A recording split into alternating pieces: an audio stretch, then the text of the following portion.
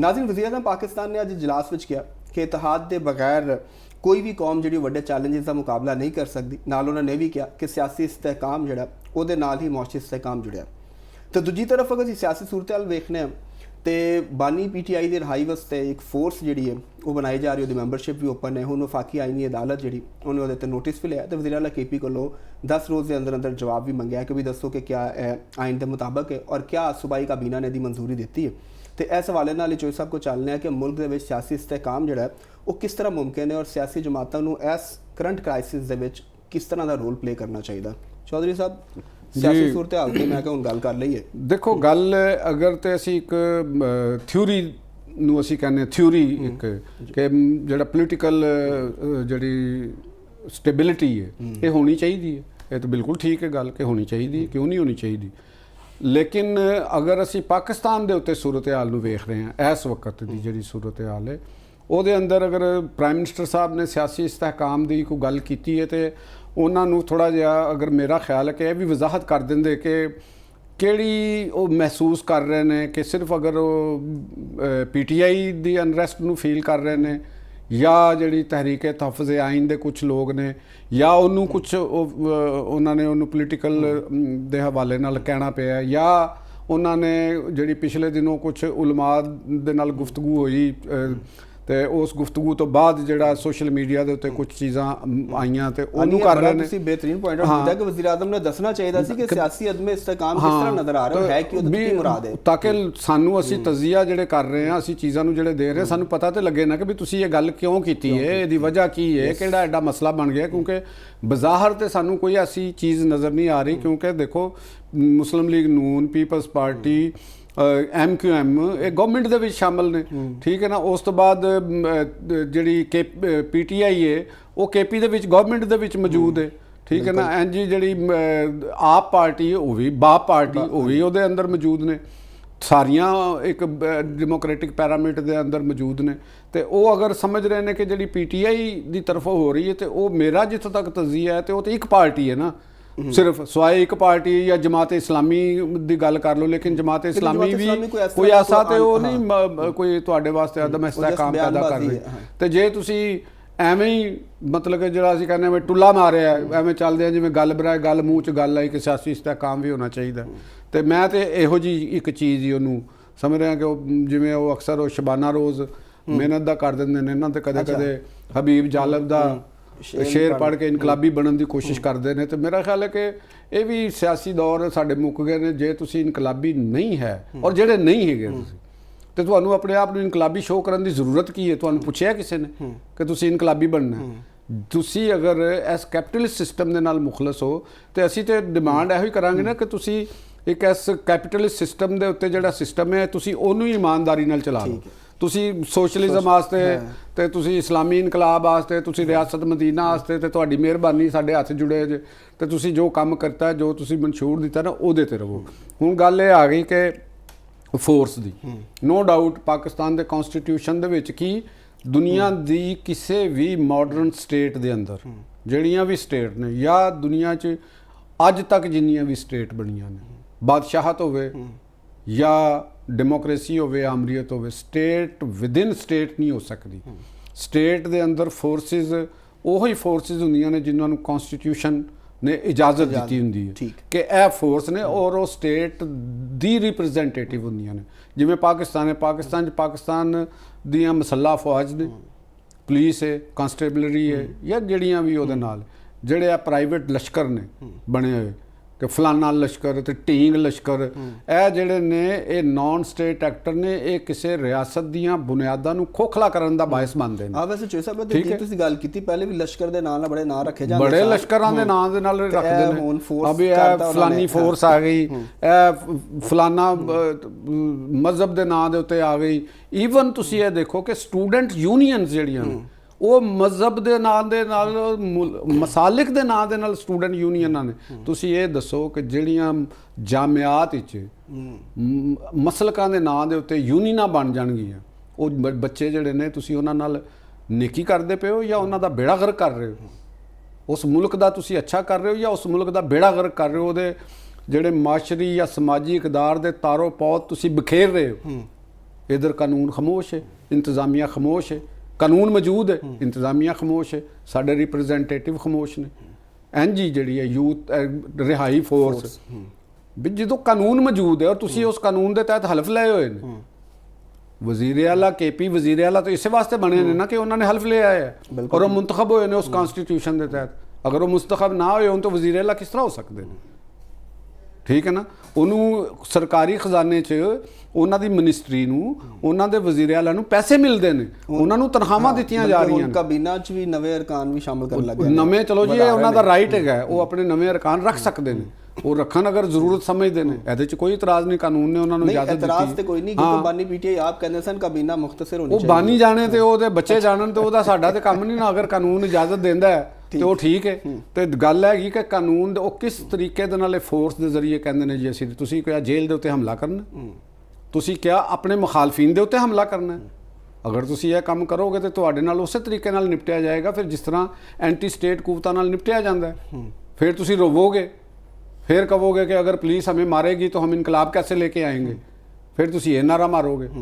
तो इस वास्ते ये जिहड़ी पीटीआई की जिहड़ी एक खास मैंटैलिटी हैगी है, जिहड़े आ लोग जिस तरह की एक तबके दे नाल जिस तरह का इन्हां दी तरबीयत है जिहड़ी मैं लग रहा वां, तो इन्हां नूं ग्राउंड रियलिटीज़ का इलम नहीं हैगा। अगर कुछ लोगों नूं इलम हैगा तो वो फिर एक हद तो ज़्यादा क्लैवर ने जिहड़े पाकिस्तान के सिस्टम नूं डिरेल करना चाहते हैं, पाकिस्तान की समाजी कदरां नूं खराब करना चाहते हैं। देखो उन्हां दा पसमानदा सूबा है केपी का, पसमानदा सूबा बजाए उसके कि उत्थों की तरक्की वास्ते कोई काम करन।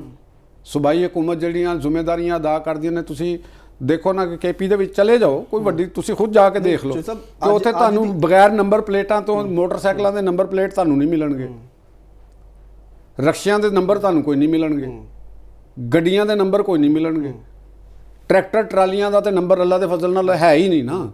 स्वाए तुहानूं पेशावर दे या चंद शहरां 'च मिल जाएगा, बाकी पूरे बलोचिस्तान 'च चले जाओ तो वजीरस्तान ते इधर घूम जाओ, तुहानूं बगैर नंबरां तो मिलणगे। और मज़ेदार दी गल है कि उत्थे एक्साइज एंड टैक्सेशन डिपार्टमेंट मौजूद है, ਉਹਦੇ ਮੁਲਾਜ਼ਮ ਮੌਜੂਦ ਨੇ, ਉਹਨਾਂ ਨੂੰ ਸੈਲਰੀਆਂ ਜਾ ਰਹੀਆਂ ਨੇ। ਉਹਨਾਂ ਨੂੰ ਪੁੱਛੋ ਕਿ ਭਾਈ ਜਾਨ ਤੁਸੀਂ ਕੰਮ ਕੀ ਕਰ ਰਹੇ ਹੋ, ਇੱਥੇ ਟੈਕਸ ਕਾਹਦਾ ਇਕੱਠਾ ਕਰ ਰਹੇ ਹੋ? ਨਾ ਨੰਬਰ ਪਲੇਟ ਦਾ ਟੈਕਸ ਹੈ, ਨਾ ਗੱਡੀ ਦੀ ਰਜਿਸਟ੍ਰੇਸ਼ਨ ਹੈ, ਤੇ ਤੁਹਾਡੇ ਕੋਲ ਰੈਵਨਿਊ ਫਿਰ ਉੱਤੋਂ ਕਹਿੰਦੇ ਸਾਨੂੰ ਪੈਸੇ ਨਹੀਂ ਹੈਗੇ ਸਾਡੇ ਕੋਲ। ਹਾਊਸ ਟੈਕਸ ਕਿੰਨੇ ਲੱਗਦੇ ਨੇ ਉੱਥੇ, ਮਕਾਨਾਂ ਤੇ ਕਿੰਨੇ ਟੈਕਸ ਲੱਗਦੇ ਨੇ। ਸੂਰਤ ਹਾਲ ਵੀ ਖਰਾਬ ਹੈ ਨਾ। ਅੱਜ ਦੀ ਵੀ ਖਬਰ ਦਹਿਸ਼ਤਗਰਦੀ ਨਾਲ ਤੁਸੀਂ ਨਹੀਂ ਨਿਪਟ ਸਕਦੇ। ਦਹਿਸ਼ਤਗਰਦੀ ਦੇ ਮਸਾਇਲ ਨੇ, ਅੱਜ ਬਾਰਿਸ਼ਾਂ ਹੋਈਆਂ ਨੇ ਉੱਥੇ ਤੇ ਅਫਸੋਸਨਾਕ ਉੱਥੇ ਹਾਲਾਤ। ਹਰ ਬਾਰਿਸ਼ ਵਿੱਚ ਉੱਥੇ ਇੰਜ ਹੀ ਹੁੰਦਾ ਜੇ। ਦੇਖੋ ਇਸਲਾਮਾਬਾਦ ਵਿੱਚ ਜਿਹੜਾ ਕਿੰਨਾ ਅਫਸੋਸਨਾਕ ਵਾਕਿਆ ਹੋਇਆ, ਜਿਹੜਾ ਇੱਕ ਉੱਥੇ ਸਰਮਾਇਆਦਾਰ ਇੱਕ ਵੱਡਾ ਰਿਫਾਰਮ ਹਾਊਸ ਚ ਉਹਨਾਂ ਦਾ ਮਰਡਰ ਹੋਇਆ, ਉਹ ਜਿਹੜੇ ਬੰਦੇ ਉਹਨਾਂ ਦੇ ਕਾਤਲ ਜਿਹੜੇ ਗ੍ਰਿਫਤਾਰ ਹੋਏ ਨੇ ਉਹ ਸਾਰੇ ਕੇਪੀ ਚੋਂ ਹੋਏ ਨੇ। ਔਰ ਇਸਲਾਮਾਬਾਦ ਪੁਲਿਸ ਫੜ ਕੇ ਲਿਆਈ, ਉੱਥੋਂ ਦੀ ਪੁਲਿਸ ਦੇ ਤਾਮਨ ਨਾਲ। ਉਹਨਾਂ 'ਚ ਕੁਛ ਅਫਗਾਨ ਨੇ, ਕੁਛ ਉੱਥੋਂ ਦੇ ਮੁਕਾਮੀ ਨੇ, ਮਨਸੂਰ ਖਾਂ ਗੈਂਗ ਕੋਈ ਉੱਥੋਂ ਦਾ, ਤੇ ਉਹਨਾਂ ਨੂੰ ਕਹਿੰਦੇ ਨੇ ਬੁਲਟ ਪ੍ਰੂਫ ਜੈਕਟ ਗੈਂਗ। ਤੇ ਵਜ਼ੀਰ ਆਲਾ ਸਾਹਿਬ ਹੋਰਾਂ ਨੂੰ ਇਹਦੇ ਤੇ ਖੁਦ ਆਪਣੇ ਸੋਚਾਂ, ਉੱਥੋਂ ਦੇ ਜਿਹੜੀ ਕੈਬਨਿਟ ਦੇ ਮਿਨਿਸਟਰ ਨੇ ਉਹ ਸਾਹ ਨਹੀਂ ਲੈਂਦੇ ਪੰਜਾਬ ਤੇ ਤਨਕੀਦ ਕਰਨ ਵਾਸਤੇ, ਫੈਡਰੇਸ਼ਨ ਤੇ ਤਨਕੀਦ ਕਰਨ ਵਾਸਤੇ, ਆਪਣੇ ਆਪ ਨੂੰ ਮਜ਼ਲੂਮ ਬਣਾਉਣ ਦੇ ਉੱਤੇ। ਤੇ ਜਿਹੜਾ ਕੰਮ ਹੈ ਉਹ ਕਿਹਨਾਂ ਨੇ ਕਰਨਾ ਹੈ ਜੀ? ਆਈਨ ਨੇ ਜਿਹੜਾ ਤੁਹਾਨੂੰ ਮੈਂਡੇਟ ਦਿੱਤਾ ਹੋਇਆ ਹੈ, ਜਿਹੜਾ ਤੁਹਾਨੂੰ ਕਾਨੂੰਨ ਨੇ ਮੈਂਡੇਟ ਦਿੱਤਾ ਹੈ, ਅਗਰ ਉਹ ਡਕੈਤ ਉੱਥੋਂ ਫੜੇ ਗਏ ਨੇ, ਕਾਤਲ ਉੱਥੋਂ ਫੜੇ ਗਏ ਨੇ, ਤੁਹਾਨੂੰ ਉਹਨਾਂ ਦੇ ਨਾਲ ਹੋਰ ਵੀ ਤੇ ਬਹੁਤ ਸਾਰੇ ਲੋਕ ਹੋਣਗੇ ਨਾ।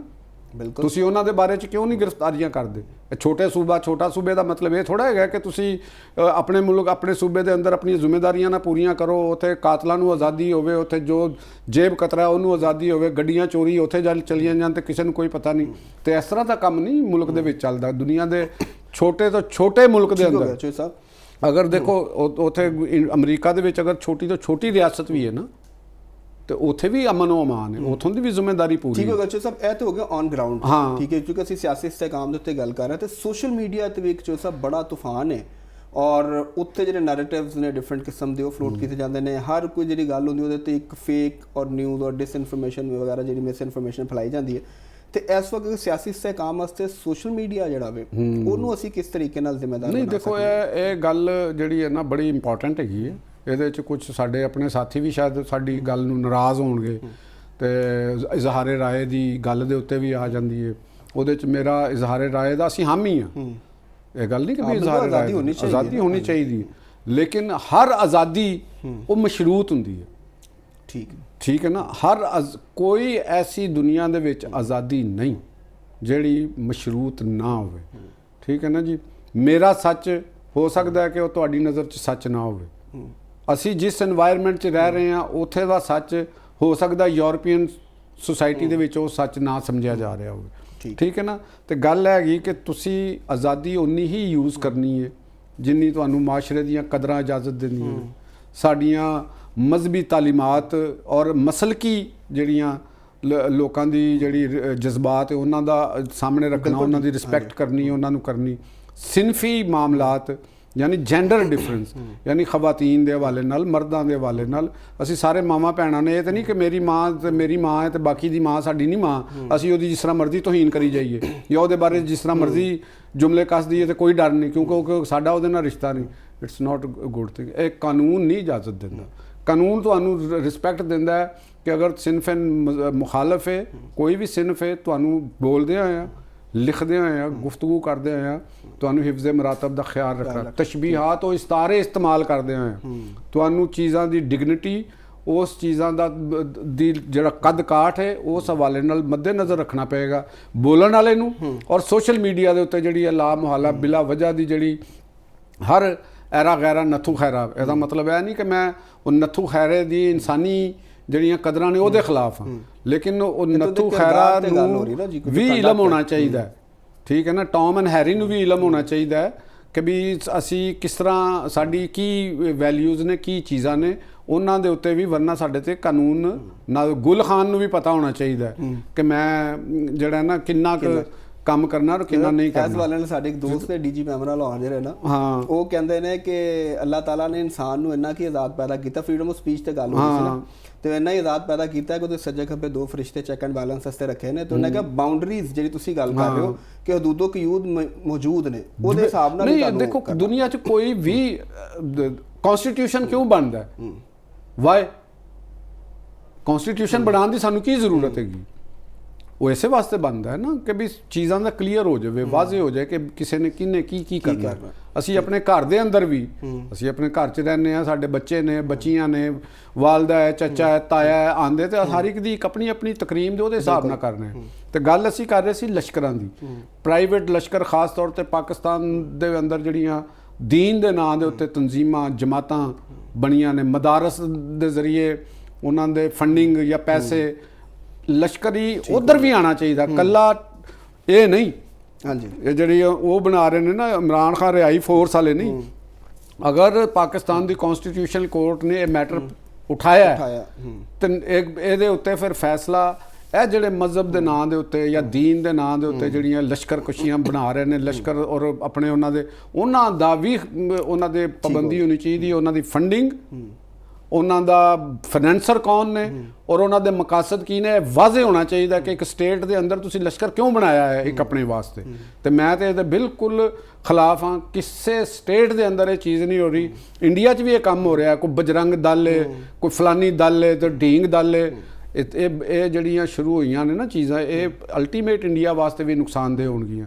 ਇਹ ਮਾਫੀਆਜ਼ ਨੂੰ ਫਿਰ ਕੰਟਰੋਲ ਕਰਨਾ ਸ਼ੁਰੂ ਕਰ ਦਿੰਦੇ ਨੇ, ਡਿਫਰੈਂਟ ਕਿਸਮ ਦੇ ਕ੍ਰਿਮੀਨਲ ਗੈਂਗ ਆ ਜਾਂਦੇ ਨੇ ਉਹਦੇ ਅੰਦਰ। ਤੁਸੀਂ ਇੰਡੀਆ ਦੀ ਵੀ ਗੱਲ ਕਰੋ, ਤੁਹਾਨੂੰ ਕੋਈ ਇੰਟਰਨੈਸ਼ਨਲ ਪਲੇਅਰਸ ਵੀ ਇਹਦੇ ਪਿੱਛੇ ਨਜ਼ਰ ਆਉਂਦੇ ਨੇ। ਇੰਟਰਨੈਸ਼ਨਲ ਪਲੇਅਰ ਹੁੰਦੇ ਨੇ, ਕਿਉਂ ਨਹੀਂ ਹੁੰਦੇ? ਪੂਰੀ ਦੁਨੀਆ 'ਚ ਦੇਖੋ ਜਿਹੜੀ ਇਹ ਸਿੰਪਲ ਤੁਸੀਂ ਇੱਕ ਮਿਸਾਲ ਲੈ ਲਓ ਕਿ black economy, dark web, dark ਦੁਨੀਆ ਜਿਹਨੂੰ ਅਸੀਂ ਜਰਾਇਮ, ਸਾਡੇ ਪਾਕਿਸਤਾਨ ਦੇ ਅੰਦਰ ਜਿਹੜੇ ਜਰਾਇਮ ਪੇਸ਼ਾ ਲੋਕਾਂ ਦੇ ਵਿੱਚ ਉਹਨੂੰ ਕਹਿੰਦੇ ਨੇ ਕਾਲੀ ਦੁਨੀਆ।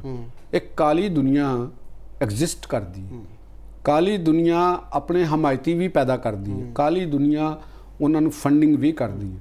ਉਹ ਕਾਲੀ ਦੁਨੀਆ ਮੰਜ਼ਰ ਤੇ ਨਹੀਂ ਆਉਣਾ ਚਾਹੁੰਦੀ, ਉਹ ਰੌਸ਼ਨੀ ਤੋਂ ਡਰਦੀ ਹੈ, ਉਹ ਚਿਹਰੇ ਬਖਾਨ ਤੋਂ ਡਰਦੀ ਹੈ। ਕਿਉਂ ਡਰਦੀ ਹੈ? ਕਿਉਂਕਿ ਉਹ ਖਿਲਾਫੇ ਕਾਨੂੰਨ ਹੁੰਦੇ ਨੇ। ਉਹਨਾਂ ਦਾ ਕਾਰੋਬਾਰ, ਉਹਨਾਂ ਦੀ ਐਕਟੀਵਿਟੀ ਉਸ ਕਾਨੂੰਨ ਉਹਦੀ ਇਜਾਜ਼ਤ ਨਹੀਂ ਦਿੰਦਾ, ਮਾਸ਼ਰਾ ਉਹਦੀ ਇਜਾਜ਼ਤ ਨਹੀਂ ਦਿੰਦਾ, ਲੇਕਿਨ ਉਹਦੇ 'ਚ ਪੈਸਾ ਬਹੁਤ ਜ਼ਿਆਦਾ ਹੁੰਦਾ। ਉਹਨਾਂ ਨੇ ਸੋਸ਼ਲ ਮੀਡੀਆ ਵੀ ਯੂਜ਼ ਕਰ ਰਹੇ ਨੇ, ਉਹ ਬਿਲਕੁਲ ਕਰ ਰਹੇ ਨੇ, ਉਹ ਡਾਰਕ ਵੈਬ ਵੀ ਯੂਜ਼ ਕਰ ਰਹੇ ਨੇ। ਤੁਸੀਂ ਦੇਖ ਲਓ ਕਿ ਕਿਸ ਤਰ੍ਹਾਂ ਦੁਨੀਆ ਦੇ ਵਿੱਚ ਕਿਆ ਪ੍ਰੋਸਟੀਟਿਊਸ਼ਨ ਨਹੀਂ ਚੱਲ ਰਹੀ, ਖਵਾਤੀਨ ਦੀ ਤਿਜਾਰਤ ਨਹੀਂ ਚੱਲ ਰਹੀ, ਬੱਚੇ ਅਗਵਾ ਨਹੀਂ ਹੋ ਰਹੇ, ਬੱਚਿਆਂ ਦੇ ਅਜ਼ਾ ਕੱਢ ਕੇ ਨਹੀਂ ਵੇਚੇ ਜਾ ਰਹੇ। ਠੀਕ ਹੈ ਨਾ। ਕੋਕੇਨ ਨਹੀਂ ਵੇਚੀ ਜਾ ਰਹੀ, ਮਨਸ਼ਿਆਤ ਦਾ ਕਾਰੋਬਾਰ ਨਹੀਂ ਹੋ ਰਿਹਾ, ਅਸਲਾ ਨਹੀਂ ਹੋ ਰਿਹਾ। ਇਹ ਪੈਸਾ ਕਿੱਥੇ ਜਾ ਰਿਹਾ? ਔਰ ਪੈਸਾ ਵੀ ਜਾ ਰਿਹਾ, ਫਿਰ ਉਹ ਯੂਨੀਵਰਸਿਟੀਆਂ ਤੱਕ ਵੀ ਪਹੁੰਚ ਰਿਹਾ, ਉਹ ਯੂਨੀਵਰਸਿਟੀਆਂ ਤੱਕ ਵੀ ਪਹੁੰਚ ਰਿਹਾ। ਨੌਜਵਾਨਾਂ ਨੂੰ ਪਤਾ ਕਿ ਕਿੱਥੇ ਚੀਜ਼ਾਂ ਮਿਲ ਰਹੀਆਂ ਨੇ, ਔਰ ਉਹ ਆਪਣੇ ਆਪ ਨੂੰ ਬਚਾਉਣ ਵਾਸਤੇ ਉਹ ਸਿਸਟਮ ਨੂੰ ਤਬਾਹ ਉਹ ਤਾਂ ਕਰਨਗੇ ਤਬਾਹ, ਉਹ ਕਿਉਂ ਨਹੀਂ ਕਰਨਗੇ? ਇਹ ਉਹਨਾਂ ਲੋਕਾਂ ਦਾ ਕੰਮ ਹੈ ਜਿਹੜੇ ਸਿਸਟਮ ਦੇ ਰਖਵਾਲੇ ਹੁੰਦੇ ਨੇ। ਸਾਡਾ ਵੀ ਜ਼ੋਰ ਉਹਨਾਂ ਤੇ ਹੀ, ਅਸੀਂ ਵੀ ਉਹਨਾਂ ਨੂੰ ਕਹਿ ਰਹੇ ਹਾਂ ਕਿ ਕਿਸ ਤਰ੍ਹਾਂ ਲਸ਼ਕਰ ਬਣ ਸਕਦਾ ਹੈ। ਠੀਕ, ਉਹ ਇਹਨਾਂ ਨੂੰ ਬਾਈ ਫੋਰਸ ਖਤਮ ਕਰਨਾ ਚਾਹੀਦਾ, ਕਿਉਂਕਿ ਇਸ ਤੋਂ ਇਲਾਵਾ ਇਹਨਾਂ ਦਾ ਕੋਈ ਹੱਲ ਨਹੀਂ ਹੈਗਾ। ਨਾ ਇਹ ਮੁਜ਼ਾਕਰਾਤ ਵਾਸਤੇ ਮੰਨ ਸਕਦੇ ਨੇ, ਬਲੈਕ ਮਨੀ ਕਦੇ ਵੀ ਨਹੀਂ ਮੰਨ ਸਕਦੀ। ਕਿੰਨੀ ਦਫਾ ਐਮਨਿਸਟੀਆਂ ਦਿੱਤੀਆਂ ਨੇ, ਬਿਲਕੁਲ ਹਰ ਹਕੂਮਤ ਆਂਦੀ ਹਰ ਦਿੰਦੀਆਂ ਨੇ, ਲੇਕਿਨ ਉਹ ਖਤਮ ਹੁੰਦੀ ਹੈ ਤੇ ਬਲੈਕ ਮਨੀ ਦਾ ਸਾਈਜ਼ ਉਸ ਤੋਂ ਵੀ ਵੱਡਾ ਹੋ ਜਾਂਦਾ। ਤੇ ਲਿਹਾਜ਼ਾ ਇਹ ਕੋਈ ਤਰੀਕਾਕਾਰ ਨਹੀਂ ਹੈਗਾ। ਕਾਨੂੰਨ ਨੂੰ ਉਹਦੀ ਰੂਹ ਦੇ ਮੁਤਾਬਕ ਜਦ ਤੱਕ ਤੁਸੀਂ ਨਾਫਜ਼ ਨਹੀਂ ਕਰੋਗੇ ਔਰ ਸਿਸਟਮ ਨੂੰ ਪਲੱਗ ਇਨ ਨਹੀਂ ਕਰੋਗੇ, ਸਿਸਟਮ ਨੂੰ ਚੈੱਕ ਨਹੀਂ ਕਰੋਗੇ, ਉਨੀ ਦੇਰ ਤੱਕ ਸਿਸਟਮ ਉਹ ਕੰਮ ਨਹੀਂ ਕਰੇਗਾ। ਸਿਸਟਮ ਦੀ ਮਸ਼ੀਨ ਜ਼ੰਗ ਆਲੂਦ ਰਹੇਗੀ। ਐਵੇਂ ਨਹੀਂ ਪੈਸੇ ਦੇ ਰਹੇ ਅਸੀਂ, ਸਾਡੇ ਟੈਕਸਾਂ 'ਚੋਂ ਪੈਸੇ ਜਾ ਰਹੇ ਨੇ, ਸਾਨੂੰ ਤਕਲੀਫ ਹੁੰਦੀ ਹੈ ਕਿ ਜਦੋਂ ਅਸੀਂ ਲਾ ਕਾਨੂੰਨੀਅਤ ਦੇਖਦੇ ਹਾਂ, ਸਰਕਾਰੀ ਅਫਸਰ ਗੱਡੀਆਂ 'ਚ ਬੈਠਾ ਹੈ, ਸਰਕਾਰੀ ਅਫਸਰ ਦੇ ਬੀਵੀ ਬੱਚੇ ਜਿਹੜੇ ਨੇ ਉਹ ਸਰਕਾਰੀ ਗੱਡੀਆਂ 'ਤੇ ਫਿਰ ਰਹੇ ਨੇ। ਬਈ ਕਿਉਂ? ਵਜ੍ਹਾ ਹੈਗੀ ਕਿ ਅਸੀਂ ਕਦੇ ਇਹਦੇ ਤੇ ਗੱਲ ਨਹੀਂ ਕੀਤੀ। ਤੇ ਮੇਰਾ ਖਿਆਲ ਹੈ ਕਿ ਸਾਡੀ ਕੋਰਟ ਸਾਡੇ ਹੱਕ ਦੇ ਵਿੱਚ ਫੈਸਲਾ ਕਰੇਗੀ। ਐਸੋ ਜੀ ਫੋਰਸਿਸ ਦੀ ਕੋਈ ਉਹਨਾਂ ਨੂੰ ਬੁਲਾ ਕੇ ਵਜ਼ਾਹਤ ਲੈਣੀ ਚਾਹੀਦੀ। ਆਓ ਤੇ ਮੰਗ ਲਈ ਉਹਨਾਂ ਨੇ, ਬਿਲਕੁਲ ਦੇਣੀ ਚਾਹੀਦੀ।